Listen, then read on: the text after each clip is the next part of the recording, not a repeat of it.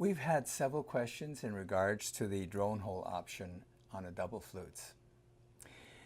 When you ask for that option, you get two different choices on how to cover those holes. It comes with a leather ties over the holes, and I should say, we provide you leather plugs that you could use instead of the leather ties.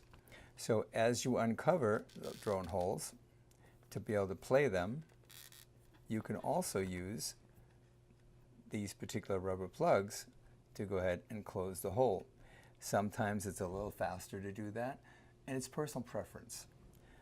So, and you can store the plugs right here in the middle, and this is what these holes are for.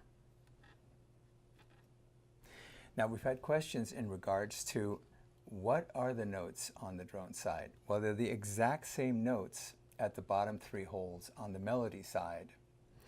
So depending on the key of the flute, if you go in your instruction booklet, if you look under the key of G, which this happens to be, you'll see that the bottom three notes are specific notes that is written on the fingering chart. Well, they're the exact same notes over here.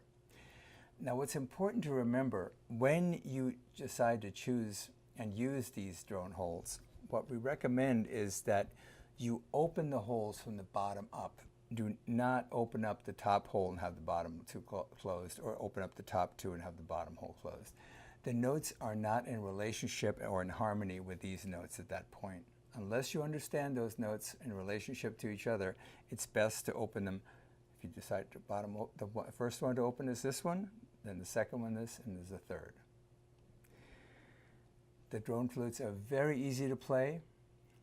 They take very little bit of effort in terms of understanding them when you're playing them. They just take a little bit more air.